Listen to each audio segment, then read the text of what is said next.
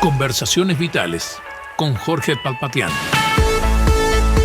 Un encuentro para inspirarte a cuidar tu cuerpo y tu mente, con consejos simples, información clara y herramientas para una mejor calidad de vida. Conversaciones Vitales.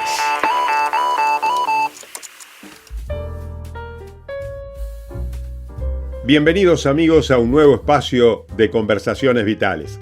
Estamos en Radio El Libertador, semanalmente compartiendo con usted diversas temáticas relacionadas con la salud y la vida humana. Queremos saludar también, por supuesto, a todos nuestros suscriptores de nuestro canal de YouTube, Conversaciones Vitales.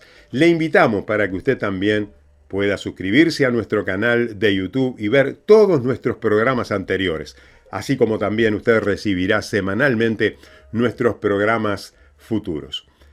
En esta hora tenemos una visita muy grata. Su nombre es Guillermina Espinel. Ella es licenciada de la Universidad de Bob Jones en Greenville, en los Estados Unidos, en Carolina del Sur. Es directora de una asociación civil que se llama Vida Abundante, más comúnmente conocida como Semvilab.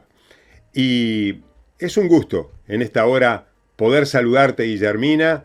¿Cómo te va? Es un privilegio nuevamente estar contigo. Hace tiempo que no nos veíamos personalmente, pero bueno, ver tu rostro me da muchos recuerdos gratos en momentos donde hemos vivido a través de encuentros, eventos, congresos. Y en esta hora, gracias por estar con nosotros. Bienvenida a nuestro programa. Bueno, muy buenos días para todos. Muchas gracias por la bienvenida. Es un gusto estar con ustedes. Muchas gracias por la invitación. Y bueno, anticipando mucho lo que va a ser este programa. Sí, realmente nosotros queremos hablar contigo, Guillermina, porque sabemos que en los últimos años te has dedicado a un tema vital de la vida humana, que tiene que ver con el momento más importante de la unión entre un óvulo y un espermatozoide, que a partir de allí se forma la vida. Sin embargo, somos conscientes que particularmente en Uruguay, hoy muchos están impidiendo que esa unión entre dos gametos pueda ser crecido y desarrollado, porque nuestro país legalmente permite la posibilidad de que una mujer antes de las 12 semanas pueda realizarse un aborto. Tú has estado trabajando con muchas mujeres en esta condición, sos especialista en esta temática, te has formado y sabemos muy bien de que hoy en el Uruguay existen más de 11.000 abortos legales que se realizan en nuestro país. ¿Qué podemos decir? ¿Cómo podemos comenzar esta temática? Porque muchos grupos son realmente pro vida, es decir, están en contra del aborto. Ahora, la pregunta que yo te hago inicialmente, Guillermina, ¿es un asunto religioso esto? ¿O entendés que también hay concepciones filosóficas, ideológicas, que comparten la idea de que la vida humana debe ser respetada desde el momento de la concepción? Bueno, podríamos preguntarnos si todas las personas que son pro vida al mismo tiempo son religiosas. Yo quisiera hacer en este momento una pequeña aclaración de lo que entendemos por una persona pro vida, porque me parece muy pertinente al tema que estamos tratando. Y una persona pro vida es una persona que promueve todo lo que fomente la vida. Entonces, las personas pro vida, obviamente estamos en contra del aborto, pero, y no promovemos ninguna práctica que atente contra la vida. Pero decir que el aborto es un problema religioso es ser muy concretos en algo que no es verdad. El problema del aborto es un problema humano y divide a la sociedad entre defensores de la vida y los promotores, lamentablemente, de la muerte. Es un problema que no tiene que ver solo con una postura religiosa. Si bien, por ejemplo, yo soy cristiana y entiendo que la concepción es el momento en que empieza la vida, pero decir que las personas religiosas tienen como el monopolio de la defensa de la vida humana es quedarse corto. Hay personas que por muchos motivos diferentes están en contra del aborto. El aborto afecta la esencia misma del ser humano, porque es una decisión que termina con una vida humana y envuelve aspectos universales, físicos, morales, éticos, sociales, naturales, y no tan solamente un aspecto espiritual, que si bien yo creo que lo tiene. Entonces, decir que las personas religiosas solo se oponen al aborto o son las únicas que se oponen al aborto es como decir que solo las personas religiosas se oponen al robo. Hay muchos motivos por los cuales una persona puede estar en contra del aborto, empezando por un familiar que se opone a que se pierda la vida de un ser querido, ¿no? Hay abuelos, hay tíos, hay padres que no están a favor del aborto de sus parientes, ¿no? De sus familiares.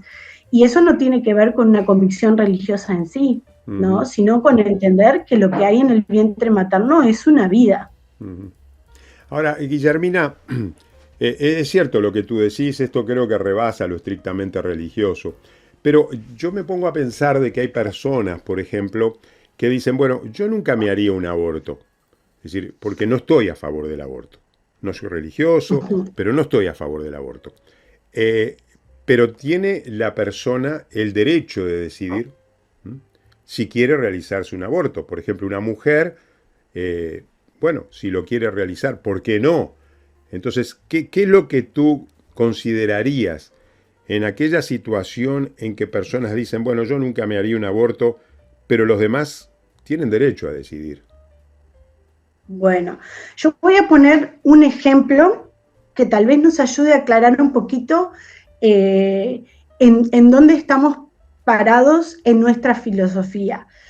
Podríamos preguntar primero a esa misma persona que dice yo nunca me haré un aborto, ¿qué diríamos si yo le digo yo no voy a nunca ahorcar a mi hijo de 15 años, pero debo respetar el derecho de otro padre a decidir?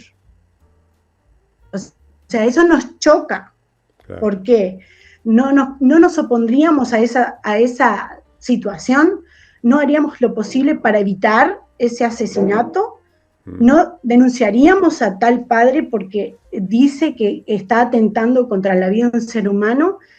Aquí lo que tenemos que ver es que lo que nos choca con un chico de 15 años, que es un niño todavía, la diferencia que estamos argumentando es por la edad. Lamentablemente, nosotros entendemos que la vida empieza en la concepción, ya hay una vida humana. La diferencia con el chico de 15 años es que el chico de 15 años ya salió del vientre materno y el niño que está por nacer todavía está en el vientre materno de forma provisoria. Entonces, si nos escandaliza, por decirlo de alguna manera, que un padre pudiera matar a un chico de 15 años, también deberíamos pensar de la misma manera en el vientre materno. Y eso es lo que ocurre, que disociamos la idea de que lo que está en el vientre es un ser humano. Por eso pensamos que es más factible, bueno, ponerle fin a esa vida. Pero en realidad estamos hablando de una diferencia de edad. Es verdad, usted lo dijo, que hoy la ley, lamentablemente, permite terminar con la vida de un ser humano en las primeras etapas de vida. Pero no tenemos que hacer todo lo que la ley nos permite. Que algo sea permitido por la ley no quiere decir que estamos obligados a hacerlo. O que sea moralmente, o que sea moral o ético, ¿verdad? Esa reglamentación o ley, por supuesto. Exacto. Estamos hoy en día en una época donde la palabra tolerancia parece haberse convertido en el lema de las sociedades modernas, ¿no? Se hace gran hincapié en que debemos respetar las opiniones y prácticas de nuestros semejantes porque se entiende que en temas éticos todo es opinable hoy en día, ¿no? Bueno, se enseña, lamentablemente, que no hay valores absolutos y que nada cada uno debe encontrar su verdad. Estamos en una época así, donde tu verdad no es mi verdad, y lo que está bien para ti, para mí no, o al revés. Pero en todo este asunto hay una verdad que es innegable. Y es que para poder disfrutar y reclamar derechos, en primer lugar, una persona debe estar viva. El valor más básico que debe respetarse es el de la vida humana. A pesar de vivir en una época de realidad relativista y subjetista, hay un orden que se basa en principios de valores universales y naturales, entendiendo universales que nos afectan a todos y naturales que son como funciona el mundo. Sin el respeto al valor de la vida humana, ¿cómo se puede esperar que se respete la identidad, la privacidad, la igualdad y otros tantos derechos que se reclaman? Es imposible. Entonces, entendemos que si no se respeta ese primer derecho, que es el derecho a la vida, todo lo demás queda como en segundo lugar. Ahora, Guillermina, evidentemente que no todos los embarazos en una mujer son embarazos planificados, son embarazos deseados. Entonces, ¿qué le podrías decir a una persona que dice, bueno, los abortos deben ser legales, porque todos los niños deben ser deseados? Niño que no es deseado, niño que puede ser desechado. Es decir, hay gente que piensa así, porque por sobre el derecho del niño está el cuerpo de la mujer. La mujer tiene dominio sobre su propio cuerpo. Entonces, sobre su cuerpo debería tener el derecho de matar a otra persona, porque ese embarazo es un embarazo no deseado. Bueno, vamos a hablar en reglas generales y voy a poner simplemente un ejemplo para poder también sacar una conclusión lógica de lo que estamos hablando. Vamos a suponer que hay un conductor que le gusta mucho la velocidad, ¿no? Y no toma ninguna precaución para evitar accidentes. Es una persona que conduce, pero no conduce con la responsabilidad que corresponde a tal acto. Puede terminar dañando a una persona. En el caso de que alguien sea lastimado, si ese conductor lastima a alguien, bueno, el resultado obviamente no es algo que la persona deseó, ese conductor no deseó eso, pero él será obligado a indemnizar a la persona que lastimó. A nadie le parecería razonable que el conductor solucione su problema de indemnización matando a la víctima, sino que se le exige hacerse responsable de sus actos por más que ello altere el resto de su vida. En cuanto a la sexualidad, tenemos que entender algo que es muy básico y muy claro. Una pareja que desea involucrarse sexualmente tiene que saber que hay consecuencias de esa unión, ¿tá?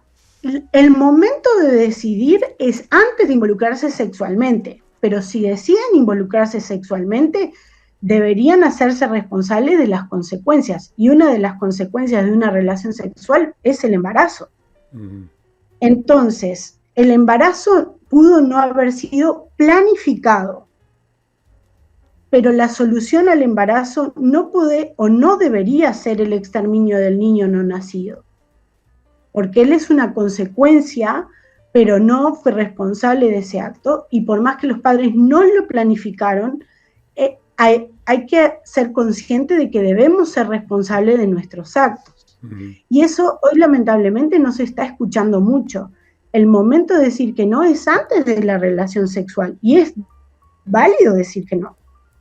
Entonces, tenemos que hacernos responsables. Pero para eliminar toda terminología confusa, debemos aclarar acá que el ser humano no puede ser deseado o no deseado. Los objetos son deseados o no deseados, pero las personas podemos ser amadas o no amadas. Aún si los progenitores de una persona no lo aman, eso no cambia el valor intrínseco de ese ser humano ni la dignidad de ese ser humano. Vamos a hablar que el valor de una persona no es asignado por otro individuo según el estado de ánimo de esta persona. Nosotros no dependemos de nuestra calidad de ser humano por lo que otro sienta por nosotros. y aun si fueran nuestros padres. Nosotros tenemos una dignidad y un valor intrínseco por ser humano. Exactamente. Y debería ser respetado eso. Bueno, y tenemos que aclarar algo. Las personas cambian, sus sentimientos pueden cambiar. Gracias a Dios hay casos donde hay mujeres que al principio no quieren el embarazo, pero luego cambian de sentir y comienzan a amar a sus hijos. Eso ha ocurrido, gracias a Dios. Puede existir hijos planeados, eso sí, o planificados, que luego son víctimas de violencia y de desamor. Eso también ocurre. Decir que un hijo es deseado o no deseado es una ideología de utilitarismo ciego, en el que el hijo pasa a ser un bien de consumo para sus padres. El hijo pasa a tener valor solo en función del beneficio que pueda proveer a sus padres. Y eso no es verdad. Nosotros necesitamos entender que cada ser humano tiene la dignidad y el honor para poder, para que se le defienda su vida. Finalmente, podríamos también preguntarnos si el nacimiento automáticamente nos ha puesto a cada uno de los seres humanos un rótulo que nos diga deseado. Y la realidad es que no. Hay personas nacidas que lamentablemente no gozan del amor de sus padres. Deberíamos también tener derecho a deshacernos de cualquier persona que no sea deseada. Pueden haber otros grupos que tampoco son deseados. Los ancianos y los discapacitados puede que no sean deseados, pero deberíamos también tener el derecho de deshacernos de ellos. Entonces, lo que podemos sacar en limpio de esta pregunta es que las personas no pueden ser deseadas como objetos, deben ser amadas. Y aun si en un primer momento hay un desamor, eso puede cambiar. Muy bien, estamos hablando con Guillermina Espinel. Estamos hablando de un tema candente, trascendente, un tema del cual hoy muchos tienen el cargo de decir tenemos el derecho de hacer lo que queremos sobre la vida de otra persona, y muchos quieren pagar con un mal peor. Y bueno, la información que tenemos particularmente desde Uruguay es que a partir del gobierno actual se ha querido o se quiere facilitar aún más esta cultura de la muerte. Lo que se pretende es ampliar los plazos legales, eliminar el periodo de reflexión obligatorio, disminuir los controles médicos y sociales. Las autoridades dicen que debe ser un tema trascendente, quizás el tema más importante en el año 2026. Bueno, yo no sé si es el tema más importante, creo que no, nadie pierde el sueño porque no puede realizar ciertas cosas en determinadas circunstancias, pero sí muchos pierden la vida, y hoy tenemos más de 11.000 abortos legales en el Uruguay como consecuencia de estas nuevas disposiciones legales. Hay un punto más, Guillermina, que a veces es olvidado y que no se notifica en una forma adecuada. Es más, algunas personas quizás lo niegan, y es lo que tiene que ver con las consecuencias del aborto. Una mujer se lleva un embarazo durante 9 meses, pero su hijo lo tiene toda la vida en el corazón. Y luego de muchos años de realizarse un aborto, vemos que hay personas que comienzan a pensar en periodos depresivos, en periodos de tristezas. Si mi hijo viviera, hoy tendría 40 años, sería un varón, me podría acompañar. Y muchos se arrepienten de esta situación. Sabemos que hay consecuencias posteriores al aborto, aunque muchos lo niegan. Estas consecuencias son inmediatas, como el síndrome posaborto, y son mediatas, es decir, durante mucho tiempo pueden manifestarse. Yo me acuerdo una vez, Guillermina, yo estaba en un programa de radio hablando sobre el tema del aborto, y te estoy hablando quizás hace más de 30 años, y una señora estaba muy preocupada. Yo tuve la oportunidad posteriormente de tener una entrevista con ella en forma privada, en forma personal como médico, y me decía, mire doctor, yo no puedo tener relaciones sexuales, no tengo deseos sexuales, porque a partir del momento que yo me hice un aborto, a partir de ese momento siento una sensación de que si llego a quedar embarazada nuevamente, no sé lo que puede pasar con mi vida. Y prefiero esta situación de no tener deseos sexuales porque es lo que me impide tener relaciones y por ende quedar embarazada. Prefiero no tener deseos sexuales antes de quedar embarazada, recordando ese acto tan negativo que pasó en mi vida. Una mujer arrepentida por el acto que había hecho. Pero ¿qué me puedes decir, Guillermina, en cuanto al síndrome posaborto? Que existe, que no lo podemos negar. Hay mujeres que se deprimen, hay mujeres que se sienten mal posteriormente a esta situación, pero yo creo que es importante poder señalar esto, porque esta experiencia no está exenta de consecuencias. Bueno, primero que nada, vamos a hacer una aclaración que tal vez teníamos que haber hecho un poquito antes, a lo que nos referimos a un aborto. En este sentido, tenemos que hacer una diferencia entre lo que es un aborto espontáneo, involuntario por parte de la mujer, y un aborto provocado o voluntario de parte de la mujer, porque si bien hay semejanzas en lo que ocurre después de ambos, el nivel de afectación es diferente, ¿no? Sí, hay algunas personas que dicen que el síndrome de postaborto no existe, y lo afirman, pero entendamos bien claro que realizarse un aborto no es lo mismo que ir y sacarse una muela. Nadie al año de sacarse una muela recuerda ese día y llora con tristeza por eso, o al aniversario. El síndrome del aniversario es muy común entre las mujeres que han abortado. Recuerdan o el momento en que tuvieron el aborto o el momento en que deberían hacer su niño, y eso se da en las mujeres. Pero hay otras personas que afirmamos que las mujeres sufren patologías que afectan su salud, el bienestar mental, emocional y en mi caso también pienso que espiritual. ¿Qué es un síndrome? Para tener una idea un poquito clara. Es un conjunto de síntomas y signos identificables y propios luego de un evento puntual. En este caso nosotros estamos hablando del síndrome post-aborto. Luego de un aborto se dan una cantidad de características que usted mencionó algunas, ¿sí? En las mujeres que han pasado por esa experiencia del aborto.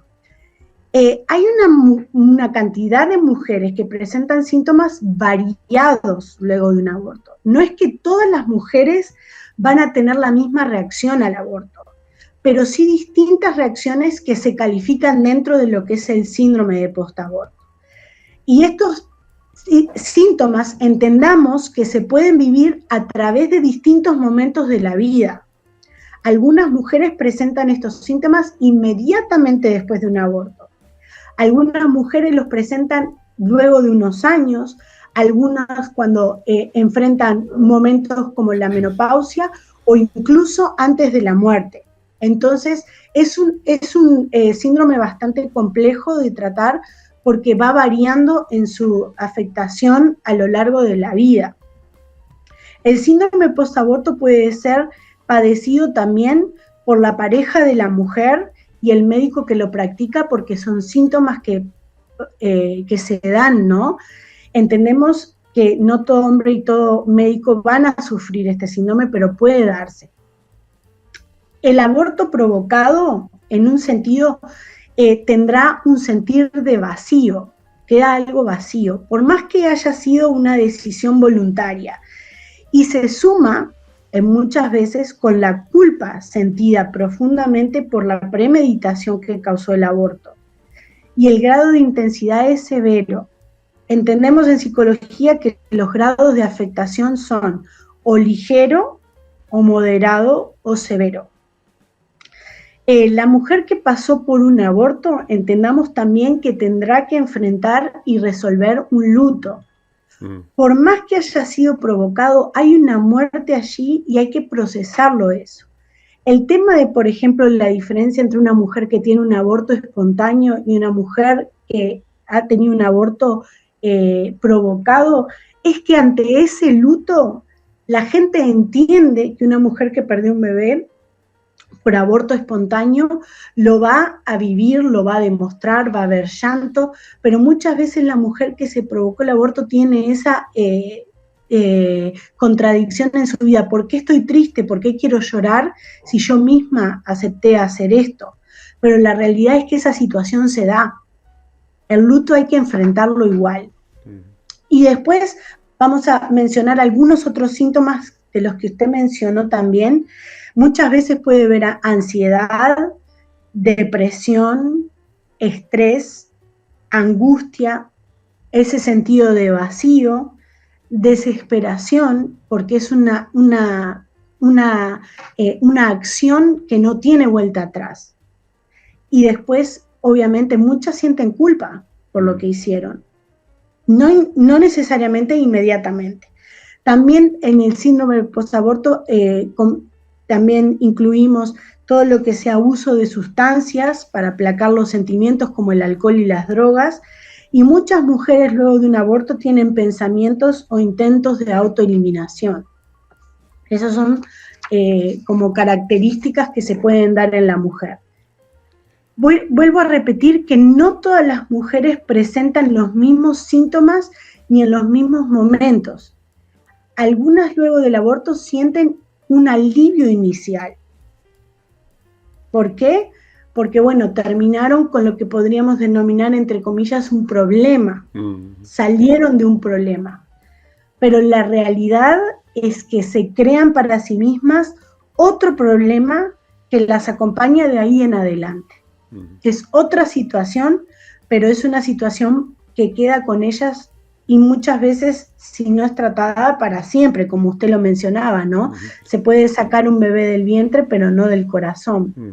Es clarísimo, Guillermina, clarísimo lo que estás contando del síndrome posaborto. El tiempo está avanzando, pero no me gustaría terminar este programa sin antes preguntarte, y la última pregunta que te voy a hacer por falta de tiempo, es ¿qué es lo que tú estás haciendo?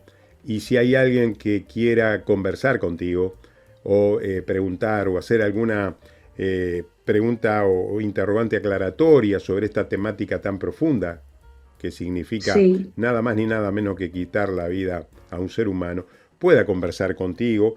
Tú sos directora entonces de una organización no gubernamental que trabaja en esta temática. El último minuto, ¿qué nos podés decir de esto? Bueno, nosotros, quiero aclarar una cosa, han habido desde que se legalizó el aborto en Uruguay más de 117.800 abortos. Es imposible pensar que entre ese número de mujeres que han abortado, y muchas de ellas tienen que haber sido mujeres que han abortado más de una vez, no haya mujeres que hoy se arrepienten de su decisión y están cargando con las consecuencias.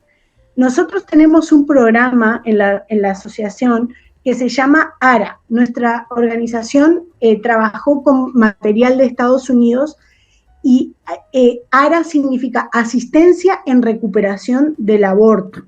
Es un programa de 11 semanas, es cristiano ese programa, pero lo que atiende es a tratar con diferentes aspectos del aborto una semana a la vez. El curso dura 11 semanas y eso está disponible para cualquier mujer que quiera tener respuestas para cómo vivir el hoy después de un aborto. Porque si bien un aborto marca a una mujer, nosotros creemos que hay libertad en Dios y que puede recuperarse de ese aborto que ha pasado. Entonces tratamos temas como el enojo, como el perdón, el alivio inicial y muchos otros temas que van envueltos con el aborto. El aborto nunca viene aislado, viene con muchas otras circunstancias de por medio donde se necesita, bueno, a veces perdonar personas, a veces perdonar la mala información que se dio. Y bueno, nosotros eso lo tenemos disponible para cualquier persona que quiera consultar. Entonces, Guillermina, se pueden contactar contigo e invitamos a todos nuestros oyentes y a nuestros suscriptores en el canal de YouTube para que puedan comunicarse con nosotros y a partir del momento que lo hacen, nosotros lo vamos a poner en contacto con esta organización. Nuestro tiempo ha finalizado, amigos oyentes. Gracias, Guillermina Espinel, por este tiempo tan valioso. Gracias por invertir en nosotros todos tus conocimientos de tantos años con respecto a esta temática. Y nos despedimos de cada uno de nuestros oyentes diciéndoles que los invitamos nuevamente en nuestro próximo programa de Conversaciones Vitales. Desde Vergara y para todo el mundo.